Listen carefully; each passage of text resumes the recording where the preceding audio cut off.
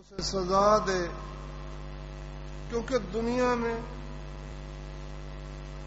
یہ تو کوئی قاعدہ ہی نہیں ہے کہ کسی قوم کا جو محبوب ہے اس کی توہین کی جائے، اس کی تذلیل کی جائے، لیکن امریکہ اس کی پشت پر کہتا جی آزادی ہے۔ ہولوکاسٹ ایک جرمنی کا ایک واقعہ مشہور ہے کہ ہٹلر نے کئی لاکھ یہودیوں کو گیس کی بھٹیوں میں جلا دیا تھا۔ اچھا، وہ واقعہ اس قدر واضح طور پر جھوٹ ہے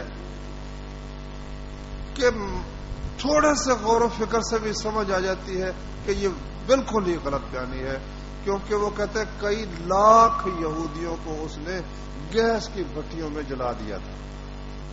اچھا، کئی لاکھ یہودی تھے ہی نہیں، یہودیوں کی تعداد تو ہمیشہ تھوڑی رہی ہے۔ وجہ اس کی کیا کہ یہودی مذہب یہ صرف نسلی مذہب ہے، اس میں صرف بنی اسرائیل داخل ہو سکتے ہیں، دوسرا یہودی ہو سکتا نہیں۔ وہ تو ایک نسلی مذہب ہے، چند لوگ ہیں۔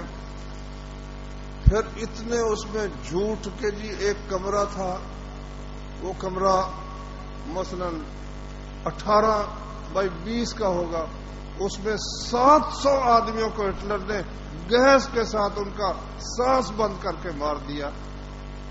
کوئی سوچے بھائی 700 آدمی 20 فٹ لمبے اور 20 فٹ چوڑے کمرے میں 700 بندہ، وہ تو ایک دوسرے کے اوپر طے کر کے بھی نہیں آ سکتا۔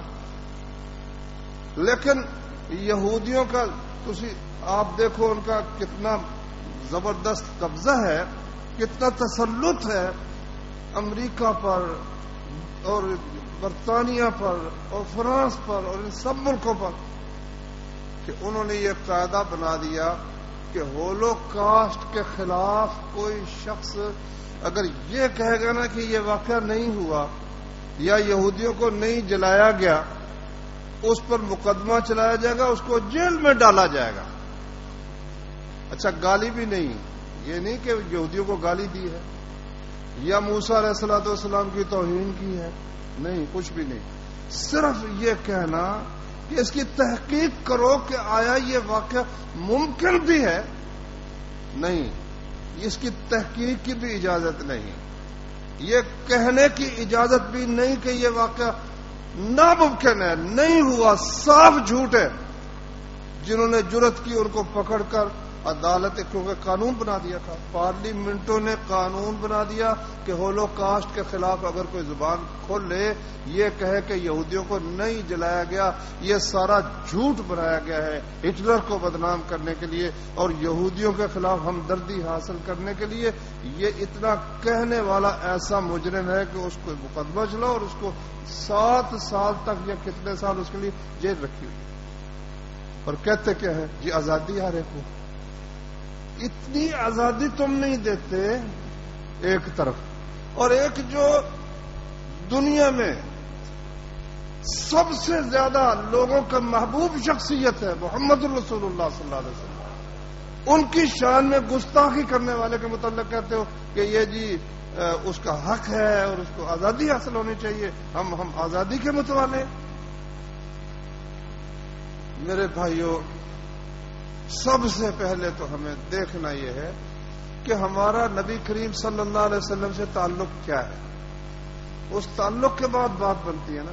کوئی شخص کسی کی ماں کو گالی دے، کسی کے باپ کو گالی دے یا اسی گالی دے، ایک شخص ہے وہ حضرت محمد صلی اللہ علیہ وسلم کے متعلق بد زبانی کرے، تو تعلق یعنی نہ ہمارا تعلق ماں کے ساتھ اتنا گہرا ہے، نہ باپ کے ساتھ ہے، نہ کسی دوست کے ساتھ ہے، جتنا تعلق ہمارا اپنے پیدا کرنے والے کے ساتھ اور ہمیں ہدایت دینے والے محمد الرسول اللہ صلی اللہ علیہ وسلم کے ساتھ ہے۔ یہ ہمارے سب سے بڑے محسن، ہمارے سب سے بڑے محبوب ہیں۔ رسول اللہ صلی اللہ علیہ وسلم نے فرمایا کہ لا یؤمن احدکم حتی اکون الیہ احب من والدہ وولدہ والناس اجمعین، تم میں سے کوئی شخص اس وقت تک مومن نہیں ہو سکتا جب تک میں اس کے نزدیک اس کے ماں باپ سے، اس کی اولاد سے اور تمام لوگوں سے زیادہ محبوب نہ ہو جاؤں۔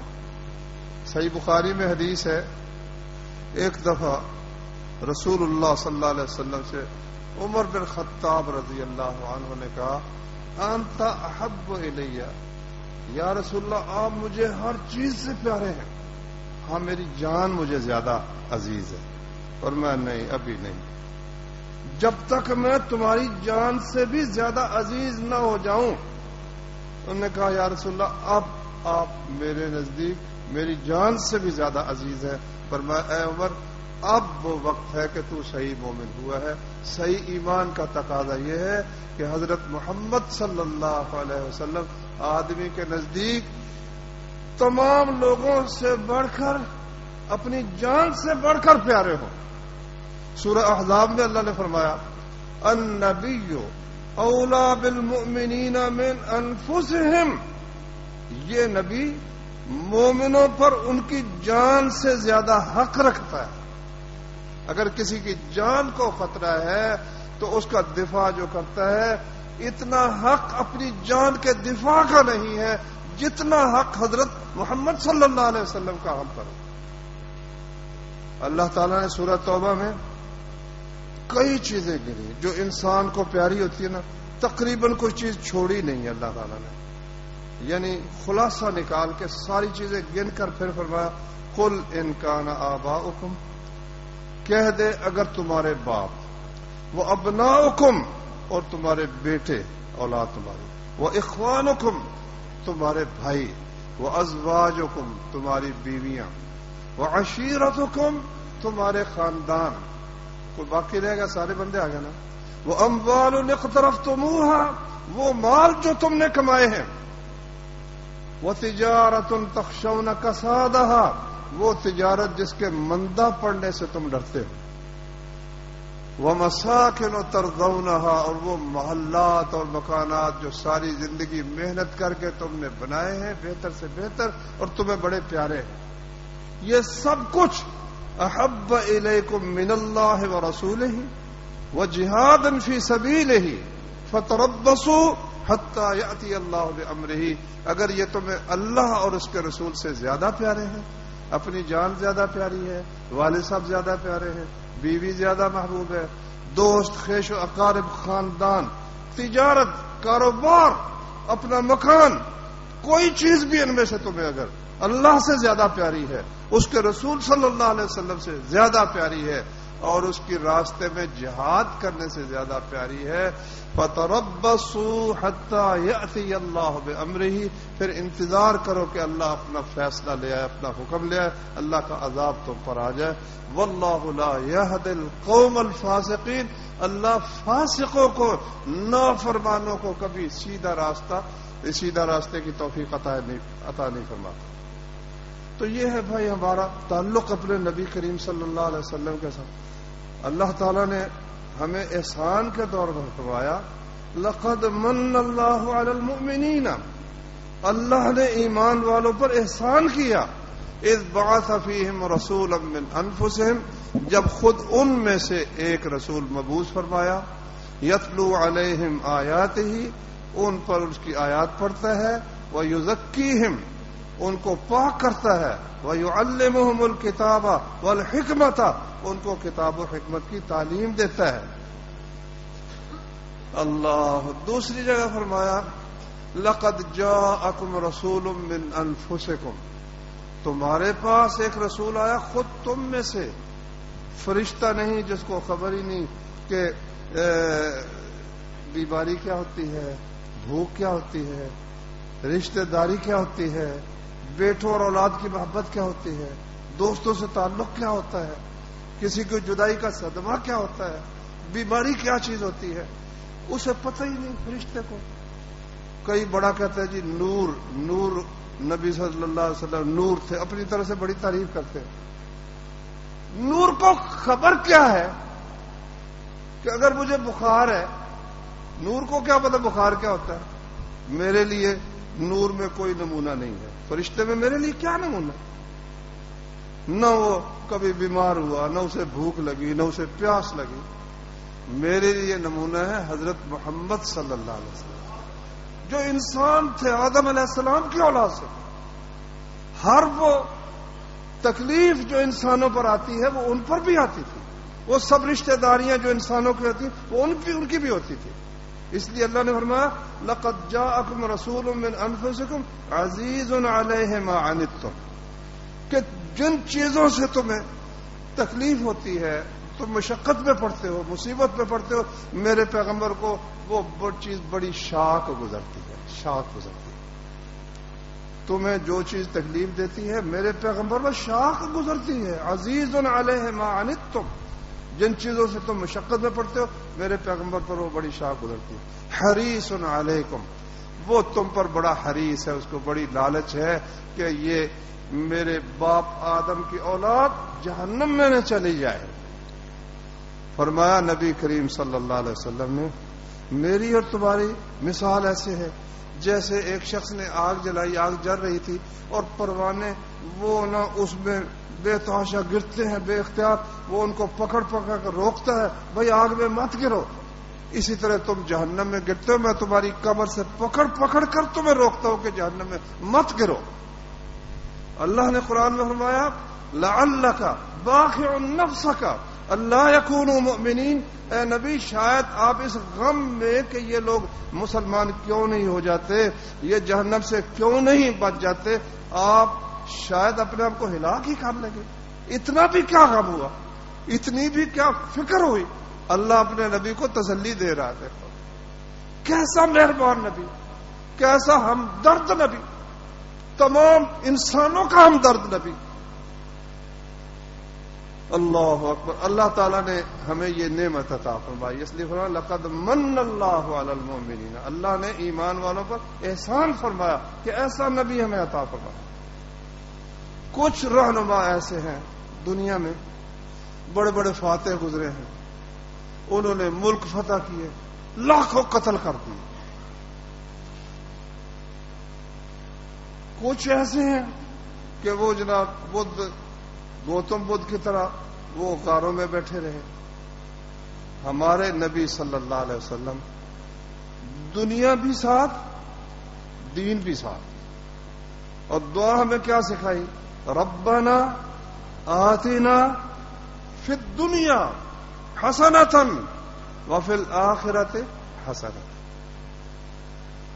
واللہ انسان کی غفلت کا جو سب سے زیادہ غفلت جب ہو سکتی ہے نا، میرا نبی اس وقت بھی اللہ کی یاد سے نہ غافل ہے نہ ہمیں غافل ہونے دیتا ہے. لو دیکھو میاں بیوی کا جو تعلق ہے یہ دنیا کے معاملات، دنیا کی لذتوں میں سے ایک کمال چیز ہے، اعلیٰ درجے کی ایک چیز ہے.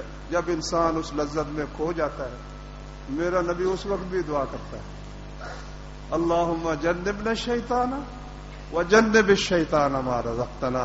پروردگارا ہمیں شیطان سے، دونوں میاں بیوی کو بچانا، ہمیں جو اولاد عطا کرنا اس کو بھی شیطان سے بچانا. کوئی وقت ہی ایسا نہیں کہ رب کی یاد نہ ہو. دشمن سے مقابلہ ہو رہا ہے اس وقت بھی اللہ تعالیٰ کی یاد ہے. فرمایا عبدی کل عبدی، نبی صلی اللہ علیہ وسلم نے فرمایا اللہ تعالیٰ کہتا ہے میرا جو اصل پورا بندہ ہے نا، حقیقی بندہ وہ ہے کہ جب دشمن سے مٹ بھیڑ ہو، مقابلہ ہو، اس وقت مجھے یاد کرے. تو اللہ تعالیٰ کی یہ عنایت، اللہ تعالیٰ کی یہ مہربانی مسلمانوں پر جو ہوئی، کافروں کو اس سے تکلیف ہی بڑی ہے. نبی صلی اللہ علیہ وسلم نے فرمایا اللہ تعالیٰ نے مجھے کئی چیزیں عطا فرمائیں جو مجھ سے پہلے کسی پیغمبر کو عطا ہی نہیں ہوئی. پہلے پیغمبر صرف اپنی قوم کی طرف بھیجے جاتے تھے اور مجھے تمام لوگوں کی طرف مبعوث کیا گیا. وہ ایک وقت تک ہوتے تھے، مجھے قیامت تک کے لیے خاتم النبیین بنا کر بھیجا گیا. صحیح بخاری میں حدیث ہے، نبی کریم صلی اللہ علیہ وسلم نے فرمایا کہ میری مثال اور پہلے انبیاء کی مثال ایسے ہے کہ کسی سردار نے ایک مکان بنایا، بہت ہی اجملہا و احسنہا، بہت بنایا، خوبصورت بہترین کر کے اس کو بنایا، کونے پر ایک اینٹ کی جگہ خالی چھوڑ دی۔ لوگ آتے ہیں، چکر لگاتے ہیں، دیکھتے ہیں، کہتے ہیں بھئی کمال مکان ہے، لیکن کبھی یہ اینٹ بھی لگی ہوتی نا پھر بڑی بات۔ فرمایا وہ اینٹ جو آخری اینٹ ہے وہ میں ہوں، وہ محمد الرسول اللہ صلی اللہ علیہ وسلم، جنہوں نے نبوت کا یہ جو محل تھا، یہ جو قصر نبوت تھا، اس کی آخری اینٹ حضرت محمد صلی اللہ علیہ وسلم۔ فرمایا لو کان موسیٰ حیا لما وسعہ الا اتباعی، آج اگر موسیٰ علیہ الصلوۃ والسلام بھی زندہ ہو جاتے، میری پیروی کے بغیر ان کے پاس بھی کوئی گنجائش نہیں۔ تو بھائیو، یہ اللہ تعالیٰ کا ہم پر انعام ہے، ان کی عزت کی حفاظت، ان کی آبرو کی حفاظت کرنا، یہ ہماری ذمہ داری ہے۔ میں نے جو آیت شروع میں پڑھی ہے اس میں اللہ تعالیٰ نے یہی فرمایا کہ فَإِن تَابُوا، یہ کافر لوگ اگر توبہ کریں، کلمہ پڑھیں، وَأَقَامُوا الصَّلَاةَ وَآتَوُا الزَّكَاةَ، اور نماز قائم کریں اور زکوٰۃ ادا کریں، فَإِخْوَانُكُمْ فِي الدِّينِ، تو پھر یہ دین میں تمہارے بھائی بن گئے، وہ بھی مسلم تم بھی مسلم۔ وہ کلمہ پڑھتے ہیں، نماز پڑھتے ہیں، زکوٰۃ دیتے ہیں، اب تم بھی مسلمان وہ بھی مسلمان، تم اور وہ بھائی بھائی۔ وَنُفَصِّلُ الْآيَاتِ لِقَوْمٍ يَعْلَمُونَ، ہم آیات کھول کر بیان کرتے ہیں ان لوگوں کے لیے جو علم رکھتے ہیں۔ وَإِن نَكَثُوا أَيْمَانَهُم مِّن بَعْدِ عَهْدِهِمْ، اگر کوئی کافر قوم انہوں نے تم سے عہد کیا ہے، صلح کی ہوئی ہے، معاہدہ ہے، ہم تم آپس میں جنگ نہیں کریں گے، یا وہ تمہیں جزیے کا معاہدہ کرتے ہیں، وہ تمہیں جزیہ دیں گے، یا جزیے کے بغیر صلح ہو جاتی ہے۔ جزیے کے بغیر بھی نبی صلی اللہ علیہ وسلم بعض اوقات صلح کر لیتے تھے، جس طرح مکے کے کافروں سے آپ نے 10 سال کے لیے صلح کی تھی، جسے صلح حدیبیہ کہتے ہیں۔ فرمایا وَإِن نَكَثُوا أَيْمَانَهُم مِّن بَعْدِ عَهْدِهِمْ، اگر اپنے عہد کے بعد وہ اپنی قسمیں توڑ دیں، وَطَعَنُوا فِي دِينِكُمْ، تمہارے دین میں طعن کریں، اسلام پر طعن کریں، رسول اللہ صلی اللہ علیہ وسلم پر طعن کریں، فَقَاتِلُوا أَئِمَّةَ الْكُفْرِ، تو کفر کے یہ جو سردار ہیں نا، ان سے قتال کرو، ان سے جنگ کرو، اللہ کا یہ حکم ہے۔ وَإِن نَكَثُوا أَيْمَانَهُم مِّن بَعْدِ عَهْدِهِمْ، اگر عہد کے بعد وہ اپنی قسمیں توڑتے ہیں، وَطَعَنُوا فِي دِينِكُمْ، تمہارے دین میں طعن کرتے ہیں، فَقَاتِلُوا أَئِمَّةَ الْكُفْرِ، تو کفر کے ان اماموں کے ساتھ جنگ کرو، إِنَّهُمْ لَا أَيْمَانَ لَهُمْ، ان کی قسموں کا کچھ اعتبار نہیں ہے، لَعَلَّهُمْ يَنْتَهُونَ، نتیجہ اس کا کیا ہوگا؟ جب تم کفر کے اماموں سے جنگ کرو گے، شاید امید ہے کہ وہ اس سے باز آ جائیں گے، تمہارے دین میں طعن کرنے سے، تمہارے نبی صلی اللہ علیہ وسلم کی توہین کرنے سے، جب تم ان سے جنگ کرو گے نا، پھر وہ اس سے باز آئیں گے، اس کے بغیر نہیں۔ اور یہ دین کی توہین کرنا کفار کی طرف سے، اس کی وجہ سے اگر کافروں سے مسلمان لڑتے ہیں نا، ان کے عہد توڑنے کی، کیونکہ جب کوئی شخص مسلمانوں کے ساتھ اس کی صلح ہے، جب وہ رسول اللہ کی گستاخی کرتا ہے نا، ہمارا اس کا عہد ختم ہے۔ ہمارا اس کا عہد یہ نہیں تھا کہ ہمارے نبی کی توہین کرتے رہو اور ہم برداشت کرتے رہیں گے، نہ، جب وہ ہمارے نبی کی توہین کرے گا، ہمارا اس کا صلح کا معاہدہ ختم ہے۔ اللہ تعالیٰ نے 6 بشارتیں دی ہیں، ایسے لوگوں سے اگر جنگ کرو گے، میں تمہیں 6 نعمتیں عطا کروں گا، جو میرے دین پر طعن کریں اور نبی صلی اللہ علیہ وسلم کی گستاخی کریں، اگر ان سے اس وجہ سے جنگ کرو گے، 6 نعمتیں دوں گا۔ قاتلوہم یعذبہم اللہ بأیدیکم، ان سے جنگ کرو، اللہ تمہارے ہاتھوں سے ان کو عذاب دے گا۔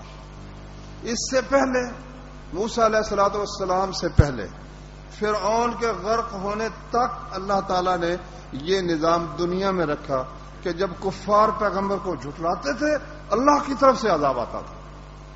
اب موسیٰ علیہ الصلوۃ والسلام جب نجات پا کر بنی اسرائیل نکل آئے، فرعون غرق ہو گیا. اب قاعدہ یہ بن گیا کہ کفار کو براہ راست اللہ کی طرف سے عذاب نہیں، مسلمانوں کے ہاتھوں سے جہاد کے ذریعے سے سزا دی جائے گی. چنانچہ آپ نے پڑھا ہے قرآن مجید میں کہ موسیٰ علیہ السلام نے اپنی قوم سے کہا چلو بھائی چل کے جہاد کرتے ہیں، اور وہ بیت المقدس جو اللہ نے ہم سے فتح کا وعدہ کیا ہے چلتے ہیں. وہ قوم تو بزدل ہو گئی، نہیں جا سکے. انہوں نے کہا جا تو اور تیرا رب جا کے لڑو، ہم تو یہاں بیٹھے. موسیٰ علیہ السلام فوت ہو گئے. پھر یوشع بن نون علیہ السلام کے زمانے میں بنی اسرائیل نے وہ شہر فتح کیے، اور جہاد کے ذریعے اللہ تعالیٰ نے مسلمانوں کو عزت اور بلندی عطا فرمائی. تو اس لیے فرمایا پہلا وعدہ کیا ہے؟ قاتلوہم، ان سے جنگ کرو. یعذبہم اللہ بایدیکم، اللہ تمہارے ہاتھوں سے ان کو عذاب دے گا.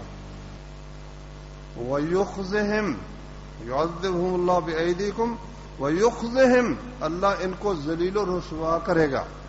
وینصرکم علیہم، اللہ تمہاری ان کے خلاف نصرت فرمائے گا. ویشف صدور قوم مؤمنین، ایمان والوں کے سینوں کو شفا عطا فرمائے گا. وَيُذْهِبْ غَيْظَ قُلُوبِهِمْ، دلوں میں جو جلن ہے، تکلیف ہے ان کی گستاخیوں کی وجہ سے اور عہد توڑنے کی وجہ سے، ان کے ظلم و ستم کی وجہ سے، ان کے دلوں کے اس غصے کو ختم کرے گا اللہ تعالیٰ. 5 چیزیں ہوگی. وَيَتُوبُ اللَّهُ عَلَىٰ مَن يَشَاءُ، پھر جب جہاد ہوگا نا اور کافروں کی گردنیں اتریں گی، ان کے گردنوں میں جو سریے ہیں وہ کٹیں گے، پھر بہت سے لوگوں کو ان کافروں میں سے اللہ ایمان لانے کی توفیق بھی بخشے گا. اب تو وہ کہتے ہیں نا آپ بھی لا رہے ہیں اسلام، اسلام بڑا زبردست یعنی عجیب دین ہے کہ اب ہم محکوم ہیں نا، کافروں کے محکوم ہیں، ان کی حکومت ہے، ان کا غلبہ ہے. پھر بھی امریکہ میں، برطانیہ میں، فرانس میں لوگ اسلام قبول کر رہے ہیں، گورے اسلام قبول کر رہے ہیں، کفار اسلام قبول کر رہے ہیں، اور وہ اس قدر پریشان ہیں، کہتے ہیں ہمیں دہشت گردی کا خطرہ ہے بہت سخت، لیکن ہمیں سب سے زیادہ خطرہ نیلی آنکھوں والوں سے ہے، ہماری اپنی نسل سے ہے، جو بیٹھے ہوئے ہیں بہت حساس جگہوں پر اندر سے مسلمان ہو چکے ہیں، دل وہ محمد الرسول اللہ صلی اللہ علیہ وسلم کا کلمہ پڑھ چکا ہے، لیکن ہمیں پتہ نہیں کون کون مسلمان ہو چکے ہیں. واللہ اس پر کچھ خوشی بھی کبھی ہوتی ہے. افغانستان میں 11 سال انہوں نے بمباری کی، کارپیٹ بمباری کی، ڈیزی کٹر برسائے، جلا دیا ملک کو، تنخواہیں دے دے کر پیسے، اتنے پیسے بھائے. ایک ہفتے میں ہمیں جو دیتے ہیں نا کہ 1 ارب تمہیں ڈالر دی، ان کا ایک ہفتے کا خرچ افغانستان میں اتنا، ایک ہفتے کا خرچ اتنا ہے. اچھا وہ جو لینے والے ہیں نا، وہاں کے فوج جو نے بنائی ہے، کس لیے بنائی ہے؟ مجاہدین کو کچلنے کے لیے جو بنائی ہے نا فوج. اب اس ایک ہفتے کے اندر اندر پتہ نہیں کتنے اس فوج نے امریکی مار دیے، نیٹو کے فوجی مار دیے. اب نیٹو والے سر جوڑ کے بیٹھے ہیں بھائی ان پہ اتنا خرچہ کیا، فوج تیار کی، یہ ہم ہی کو مارنے لگ گئے ہیں. کٹھا کام، اب آپریشن کٹھا نہیں ہوگا کہ نیٹو کی فوجیں بھی ہوں، امریکہ برطانیہ کے بھی ہوں اور وہ بھی ہوں، کٹھا نہیں ہو. کیا پتا یہ ادھر گولی چلانے کی بجائے، مجاہدین کی بجائے ہم پر گولی نہ چلا دیں. بلکہ اب فیصلہ یہ ہوا ہے کہ سیر کے لیے بھی ان کے ساتھ کٹھے باہر نہیں جانا. بھائیوں، کہنے کا مطلب یہ صرف میں یہ بیان کرنا چاہتا تھا اسلام کتنا زبردست ہے کہ محکوم ہونے کے باوجود لوگ مسلمان ہو رہے ہیں. تو اللہ فرماتا ہے کہ اگر تم ان سے جنگ کرو گے نا، پھر یتوب اللہ علی من یشاء، جس کو چاہے گا اللہ اس پر مہربان ہو کر اسے ایمان لانے کی توفیق بھی بخشے گا. تو میرے بھائیوں، نبی کریم صلی اللہ علیہ وسلم نے جو زندگی بسر کی ہے، خلفاء راشدین نے جو زندگی بسر کی ہے، ایک عالم شاید شابی تھے ان کا میں نے پڑھا، اس سے کسی نے پوچھا کہ رسول اللہ صلی اللہ علیہ وسلم کو گالی دی جائے، اس نے کہا گالی دی جائے پھر ہمارے لیے زندہ رہنے کا تو کوئی مقام ہی نہیں ہے. رسول اللہ صلی اللہ علیہ وسلم کو گالی دی جائے اور ہمارے لیے زندہ رہنے کا کوئی مقام ہو. سلطان صلاح الدین ایوبی رحمت اللہ علیہ، اس وقت بھی یہی صورت تھی. یہ جو ہے نا کچھ صحابہ کو گالی دینے والے، ان نے بڑا فتور مچایا ہوا تھا، بڑا فتور مچایا ہوا تھا. اس نے کیا کیا، انہوں نے پہلے تو مسلمان ملکوں کو اکٹھا کیا، شام کو اور مصر کو، سب کو ایک جھنڈے کے نیچے لائے. قسم یہ کھائی تھی کہ جس نے گالی دی تھی نا، جس کافر نے، شاید فرانس کا تھا یا کس کا، وہ سپہ سالار تھا، سلطان صلاح الدین ایوبی نے قسم کھائی تھی کہ اللہ کی قسم جب تک میں اپنے ہاتھ سے اس کو ذبح نہیں کروں گا، اگر زندہ گرفتار ہو گیا اس کو میں نے اپنے ہاتھ سے ذبح کرنا ہے. پھر اللہ نے ان کی قسم وہ پوری کر دی. بیت المقدس بھی فتح ہوا اور وہ کافر بھی قابو آیا. بڑی سفارش ہوئی، بہت لوگوں نے کہا اس کو چھوڑ دو. اس نے کہا نہیں، اس نے رسول اللہ کی گستاخی کی، اس کو قتل کرنا اور کسی اور کے ہاتھ سے نہیں، میں نے خود تلوار سے خود ذبح کرنا. تو میرے بھائیوں، رسول اللہ صلی اللہ علیہ وسلم کے زمانے کے کئی واقعات ہیں. ابو داؤد شریف میں ایک حدیث ہے، کیونکہ لونڈیاں کئی آتی تھی نا جنگوں میں، وہ عیسائی بھی ہوتی تھی، یہودی بھی ہوتی تھی، تقسیم کر دی جاتی تھی. تو جس کے حصے میں آتی، جس طرح بیوی سے فائدہ اٹھانا جائز ہے، اس سے بھی فائدہ اٹھانا جائز تھا، اور اس سے اولاد بھی وہ حلال اولاد حق ہوتا تھا، جائز اولاد تھی. ایک نابینا صحابی تھا، اس کی لونڈی تھی، تو وہ اس کو اس سے محبت بھی تھی، 2 بچے بھی اس کو اللہ تعالیٰ نے دیے. وہ کبھی کبھی بد زبانی کرتی تھی نبی صلی اللہ علیہ وسلم کے متعلق. ایک دن رات اس نے کوئی ایسی بد زبانی کی برداشت نہیں ہوا، اس نے پکڑا، ایک کدال تھے گھر کی، تو عورت ہے، مرد بہرحال نابینا بھی، اس نے رکھا اس کے پیٹ میں، اس پہ پورا بوجھ ڈال کے نا اس کو ختم کر دیا. صبح ہوئی، ہر طرف خبر پھیل گئی بھی اس میں کہ کسی نے اس کو قتل کر دیا. آپ نے فرمایا، مسجد میں اعلان کیا، کس نے بھئی قتل کیا ہے؟ جو میرا حق سمجھتا ہے وہ بول پڑے، کس نے قتل کیا ہے؟ وہ صحابی نابینا کانپتا آگے آیا، کہتا ہے یا رسول اللہ، یہ میری لونڈی مجھ پر بڑی مہربان تھی، میری خدمت بڑی کرتی تھی، اور میرے موتیوں جیسے 2 بچے بھی اس سے ہیں، مگر یہ آپ کو گالی دیتی تھی. رات اس نے گالی دی، میں برداشت نہیں کر سکا، تو میں نے اس کا قصہ تمام کر دیا. رسول اللہ صلی اللہ علیہ وسلم نے فرمایا، اشہدوا ان دمہا حدر، لوگوں گواہ بن جو اس کے خون کی کوئی قدر و قیمت نہیں، رائگان ہے اس کا خون. جو رسول اللہ صلی اللہ علیہ وسلم کو گالی دے اور ثابت ہو جائے اس نے گالی دی ہے، اس کو اگر قتل کیا جائے تو قتل کرنے والے کا کوئی اس پر جرم نہیں ہے، اور جو ایسا خبیث آدمی ہے اس کی سزا ہی یہی رسول اللہ صلی اللہ علیہ وسلم نے بیان فرمائی. اور صحابہ کرام نے جان کی بازی لگا کر بھی ایسے لوگوں کو ختم کیا ہے. یہودی خصوصاً، ہمیشہ یہودی اس قسم کی سازش زیادہ کرتے ہیں. مدینے میں ایک خبیث تھا، کعب بن اشرف، جو حاجی صاحبان اب بھی جاتے ہیں نا، اس کے قلعے کے کچھ باقیات اب بھی موجود ہیں. جنوب مشرق کی طرف، مدینے سے جنوب مشرق کی طرف، یعنی اس طرف اس کا قلعہ تھا. جنگ بدر ہوئی تو اس کو اطلاع ملی کہ بدر میں ابو جہل بھی مارا گیا، عتبہ مارا گیا، شیبہ مارا گیا، ولید بن عتبہ مارا گیا، بڑے بڑے سردار. کہتا ہے اچھا، پھر زندہ رہنے کا تو کوئی فائدہ نہیں. مکے گیا، شاعر تھا خبیث، بڑے شعر کہے اسلام کے خلاف، ان کو بھڑکایا. پھر مدینے میں آ گیا تو سردار تھا اپنی قوم کا، سمجھتا تھا مجھے کوئی کیا کر سکتا ہے. تو اس دن مسلمان عورتوں کے نام لے لے کر تشبیب شروع کر دی. تشبیب کا مطلب ہوتا ہے شاعر جب بات شروع کرتا ہے تو شروع میں کوئی عشق عاشقی کی بات کرتا ہے نا، پھر آگے اپنی بات شروع کر دیتا. مسلمان عورتوں کی توہین شروع کر دی، رسول اللہ صلی اللہ علیہ وسلم کی توہین شروع کر دی. صحیح بخاری میں ہے کہ رسول اللہ صلی اللہ علیہ وسلم نے فرمایا، من لکعب ابن الاشرف، کعب بن اشرف کا کون بندوبست کرے گا؟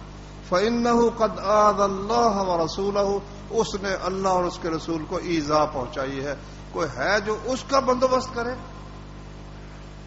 محمد بن مسلمہ وہ اس سے تعلق دوستی رکھتا تھا، اور ابو نائلہ یہ اس کا دودھ کا بھائی تھا. دیکھو رشتے دیکھ لو. رشتوں کے باوجود وہ کہتے ہیں یا رسول اللہ آپ چاہتے ہیں ہم اس کو قتل کر دیں؟ اور وہ صاف کر دو قتل. کہتے پھر آپ ہمیں اجازت دیں کہ کوئی بات کہنے کی ضرورت ہو اس کو دھوکہ دینے کے لیے تو ہم کر سکیں. ٹھیک ہے تمہیں اجازت ہے. تو باری باری محمد بن مسلمہ بھی گئے, ابو نائلہ بھی گئے. جا کرنا پہلے محمد بن مسلمہ نے بات کی.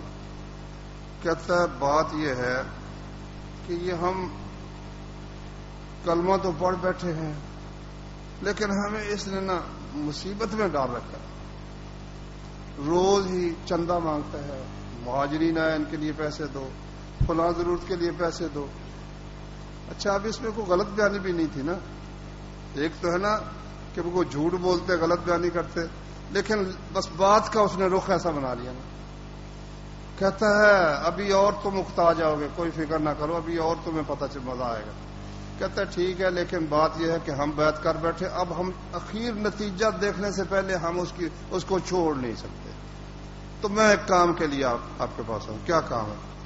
کہتا ہے جی کچھ غلہ چاہیے, کھجوریں چاہیے, تو کچھ وسق کچھ من چاہیے. کہتا ہے وہ خبیث تھا, بڑا مسلمانوں سے قد رکھتا تھا. کہتا ہے گروی رکھو, گروی رکھ کے لے جاؤ. کہتا ہے کیا گروی رکھے؟ کہتا ہے اپنی زنانیاں رکھ دو, عورتیں رکھ دو. ایسا خبیث. اب وہ غصے میں آ جاتا, کام خراب ہوتا. کہتا ہے یار تو اتنا خوبصورت بڑا ہے تو ہم زنانیاں رکھے تو ہمارے ہاتھ سے چلی جائیں گی. یہ نہیں, یہ ہمیں وارا نہیں. اچھا پھر اس نے کہا چلو اپنے بیٹے رکھو. دیکھا نہیں یار بات یہ ہے, جھگڑا ہو جاتا ہے کہ ہمارا بیٹے کسی سے جھگڑے, وہ کہے گا یار تو بھی کوئی ہے, تجھے تو چند من کے بدلے گروی رکھا گیا, تیری بھی کوئی اوقات ہے. یہ ہمیں نہیں پتا. ہم اسلحہ بطور گروی رکھیں گے. مطلب یہ کہ جب اسلحہ لے کر آئے تو اسے شک نہ گزرے. وقت کہ ہم آئیں گے کسی وقت اسلحہ لے کر تو وہ رکھ دیں گے گروی, آپ سے لے جائیں گے. ابو نائلہ دودھ کا بھائی تھا, اس نے بھی یہی کہا. اس نے ساتھ یہ بھی کہا کہ میرے ساتھ اور بھی ہیں اور ہم سب جو ہے نا یہی ہمارا ذہن ہے جو میں نے تمہیں بتایا بھی, ہمیں اسلام کی وجہ سے مشکلات پیش آ رہی ہیں. مشکلات تو تھی نا, تو میں ان کو بھی لے کے آؤں گا, ان سے بھی تم بات کرنا, اور وہ کوئی سودا بیچنا چاہو تو بیچ بھی سکتے ہو, وہ خریداری بھی کریں گے تمہاری. مطلب یہ تھا کہ ساتھی لے کے آئے تو اسے پتہ نہ چل سکے. 14ویں رات تھی ربیع الاول کی, چاندنی رات تھی. قلعہ اس کا بڑا محفوظ تھا اپنے خیال, اس کے خیال میں. تو یہ وہاں گئے. ابو نائلہ نے آواز دی, کہا بن اشرف اٹھا. بیوی نے کہا اس وقت نہ جاؤ, آدھی رات ہے. کہتا ہے میرا دوست ہے, میرا دودھ کا بھائی ہے, کیوں نہیں جاؤں گا میں. آ گیا, بیٹھے باتیں جاتے شروع کر دی. کہتا ہے یار چاندنی رات ہے, ذرا سیر ہی کرے. وہ سیر کے لیے ذرا محل سے دور لے گئے قلعے سے. ساتھ باتوں میں کہتا ہے بات خوشبو بڑی کمال تم سے آ رہی. اس نے کہا میری بیوی عطر کی بڑی ماہر ہے, وہ ایسی شاندار خوشبو بناتی ہے کہ عرب میں جواب ہی نہیں اس کا. کہتا ہے میں سونگ لوں ذرا. کہتا ہے سونگ لو. اس نے ہاتھ ڈالا بالوں میں اور سونگا, پھر چھوڑ دیا. تھوڑی دیر بعد پھر کہتا ہے یار ایک دفعہ پھر اجازت دو. ہاں سونگ لو. کہتا ہے سونگنے لگا تو بالوں میں ہاتھ ڈال کر نہ قابو کر دیا. کہتا پکڑ لو. وہ نے سار اتار دیا. سار اتار لے کر رسول اللہ صلی اللہ علیہ وسلم کے پاس آئے. آپ اس وقت تک سوئے نہیں جب تک اس مہم کو بھیجا, بقی قبرستان سے روانہ کیا اور دعا کی یا اللہ ان کی مدد فرما, اور مصلی پہ کھڑے ہو گئے.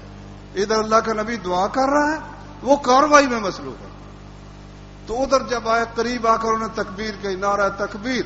رسول اللہ صلی اللہ علیہ وسلم افلحت الوجوہ, کامیاب ہو گیا سردار جو گئے تھے, اللہ نے ان کو کامیاب کر دیا. ایک نہیں کئی واقعات اس قسم کے. خیبر میں ابو رافع تھا یہودی, اس کو بھی اسی طرح کی ایک کاروائی, فدائی کاروائی میں, وہ اس سے بھی خطرناک کاروائی تھی. مسلمانوں نے, یہ خزرج قبیلے کے لوگ تھے, تو اوس قبیلے کے لوگوں نے کہا یا رسول اللہ ہمیں اجازت دو, ہم بھی کاروائی کرتے ہیں. میں تم بھی جاؤ. 5 بندے ادھر گئے, اور وہ بھی ایک لمبا قصہ ہے, تو اس کو صاف کر کے آ گئے. اب میرے بھائیوں,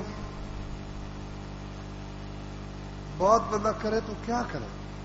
اللہ کا حکم تو یہ ہے جنگ کرو، یہ کہتے ہیں عشق رسول میں ہڑتال کرو۔ پہلے تو یہ یاد رکھو کہ عشق کا لفظ ہی ناپاک لفظ ہے۔ عشق کا لفظ نہ قرآن میں آیا ہے نہ حدیث میں آیا ہے۔ عشق کا لفظ عربی زبان میں جنسی تعلق اور محبت کے لیے ہوتا ہے۔ فلاں کو فلاں لڑکی سے عشق ہو گیا، کبھی تم نے سنا ہے میں اپنی ماں سے مجھے عشق ہے یا اپنی بیٹی سے مجھے عشق ہے؟ اردو میں بھی یہ لفظ اس معنی میں استعمال نہیں ہوتا جس معنی میں یہ رسول اللہ صلی اللہ علیہ وسلم کے لیے استعمال کرتے ہیں۔ اس لیے اس کا بھی احتیاط چاہیے، ہمیں اللہ کے رسول سے محبت ہے۔ ان کنتم تحبون اللہ تعشقون اللہ نہیں ہے۔ عشق تو طب کی کتابوں میں لکھا ہے ایک بیماری ہے اور دماغی بیماری ہے، اور وہ ایسی بیماری ہے، حکمت کی کتابوں میں لکھا ہوا ہے، عربی زبان میں جو لکھی گئی، کہ کسی شخص کو جب لگتی ہے نا تو اس کو کوئی شخص حقیقت سے زیادہ خوبصورت دکھائی دینے لگتا ہے۔ اتنا وہ خوبصورت ہوتا نہیں جتنا خوبصورت اس کو دکھائی دینے لگ جاتا ہے۔ اب اس کا علاج کیا ہے؟ اس کا علاج وہ کہتے ہیں یا تو اس کا نکاح کر دو اگر عورت ہے تو علاج ہو جائے گا، یا پھر بہرحال انہوں نے کچھ دوائیں بھی تجویز کی، یہ دوا دو تاکہ دماغ کے جو خلل ہے وہ درست ہو جائے۔ اچھا، یہ تو ایک درمیان میں بات آ گئی۔ ہمیں اللہ اور اس کے رسول سے عشق نہیں ہے، ہمیں اللہ اور اس کے رسول سے محبت ہے انشاءاللہ رسول۔ اچھا، تو محبت کا تقاضا کیا ہے؟ تقاضا تو یہ ہے کہ جو ان کے دوست ہیں ان سے دوستی رکھی جائے، جو ان کے دشمن ہیں ان سے دشمنی رکھی جائے۔ بھائی یہ کس قسم کی دوستی ہے کہ اللہ اور اس کے رسول سے تو محبت ہے اور ان کے دشمنوں سے دشمنی نہیں ہے بلکہ ان سے بھی محبت ہے۔ جنگ تو دور کی بات ہے نا، صرف اتنا کریں ان کو کہیں اپنے سفارت خانے یہاں سے نکالو، اپنے سفیروں کو واپس بلا لیں، جو پیسے ان کے رکھے ہوئے ان کی تجوریوں میں وہ نکلوا لیں، جو لین دین ہے اس کو ختم کرے۔ دیکھیں اوقات ان کی وہ سیدھے ہوتا ہے معاملہ، ان کا کہ نہیں سیدھا ہوتا، ان کی تو جان ہی معیشت میں ہے، ان کی جان ہی معیشت میں۔ جب ان کی معیشت اور یہ جو جنگ ہوئی نا 11 سال کی، یہ ذلیل و خوار ہوئے ہیں اور ہو رہے ہیں۔ آج لکھا ہوا ہے 11,000 کے کتنے ہزار فضائی کمپنیوں کے ملازمین کو برخاست کر دیا امریکہ نے۔ کیوں؟ وہ فضا جو ان کی ہے نا کمپنیاں دیوالیہ ہو رہی ہیں، بینک کتنے سو بینک ان کے بند ہو گئے اللہ کے فضل و کرم سے۔ تو کرنے کا کام یہ ہے کہ کوئی دشمنی پتہ بھی تو چلے، دوستی بدستور ہے اور اس کا رسول بھی چل رہا ہے۔ اچھا، کئی ہمارے بھائی وہ سعودی عرب پر بڑا برستے ہیں، سعودی عرب کو چاہیے جہاد کا اعلان کرے۔ ہم یہ نہیں کہتے بھی اس کو اعلان نہیں کرنا چاہیے، وہ بھی ہر ایک کا حق ہے، مگر ایٹم بم پاکستان کے پاس ہے، دنیا کی عظیم ترین مضبوط ترقی یافتہ فوج پاکستان کی فوج ہے۔ میں آیا ہوں تو رستے میں ایک مسلک کی، یار اللہ کے رسول صلی اللہ علیہ وسلم کے متعلق بات کرتے ہوئے بھی یہ مسلک کی مصیبت چھوڑتے ہی نہیں، صرف اس لیے کہ سعودی عرب میں آپ کو کوئی قبروں کا پجاری ہے تو پھرتا رہے گا، لیکن پوجنے کے لیے پکی قبر وہاں نہیں ملے گی، اس کی بڑی تکلیف۔ تو وہاں لکھا ہوا ہے کہ یہ سعودی حکمران اعلان کیوں نہیں کرتے؟ یار اس کو بھی کرنا چاہیے، مگر سب سے ہم یہاں رہتے ہیں، زرداری صاحب کو نہیں کرنا چاہیے۔ واللہ بڑی بےزتی ہے، ہماری سفیر بھی عورت، ہماری وزیر خارجہ بھی عورت، بندہ کیا کرے؟ تو حق یہ ہے، علاج اس کا وہی جو رسول اللہ صلی اللہ علیہ وسلم نے، عزت ہے تو جہاد میں ہے، رفعت اور بلندی ہے تو جہاد میں ہے۔ رسول اللہ صلی اللہ علیہ وسلم کی عزت کا، اسلام کا دفاع ہو سکتا ہے تو صرف جہاد کے ساتھ ہوتا ہے، قراردادوں کے ساتھ کبھی نہیں ہو سکتا۔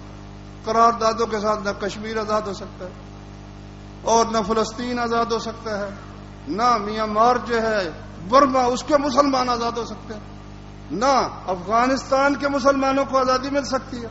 یہ سب کچھ اگر ہوتا ہے تو اسی راستے پر چل کر جو محمد الرسول اللہ صلی اللہ علیہ وسلم کا راستہ. راستے میں جی ٹی روڈ پر ہم آئے ہیں تو کسی نے لا کر نا وہ آگ جلانے کے لیے ایندھن رکھ کر اس کو آگ لگائی ہوئی تھی.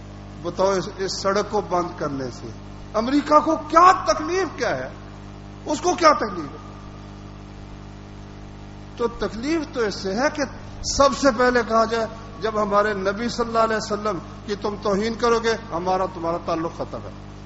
ہماری تمہارے سفارتی تعلقات ختم ہیں, ہمارا تمہارے تجارتی تعلقات ختم ہیں. اس کے بعد پھر ہم تم آپس میں ہماری جنگ ہوگی. اللہ تعالیٰ جس کو چاہے تو مسلمانوں کی آزمائش کر لے, مگر اس کا وعدہ ہے کہ اگر تم عہد شکنوں سے نبی کی توہین کرنے والوں سے جنگ کرو گے میں تمہیں 6 نعمتیں عطا کروں گا. اللہ تعالیٰ سمجھنے کی عمل کرنے کی توفیق عطا فرمائے. سبحانك اللهم وبحمدك أشهد أن لا إله إلا أنت أستغفرك وأتوب إليك.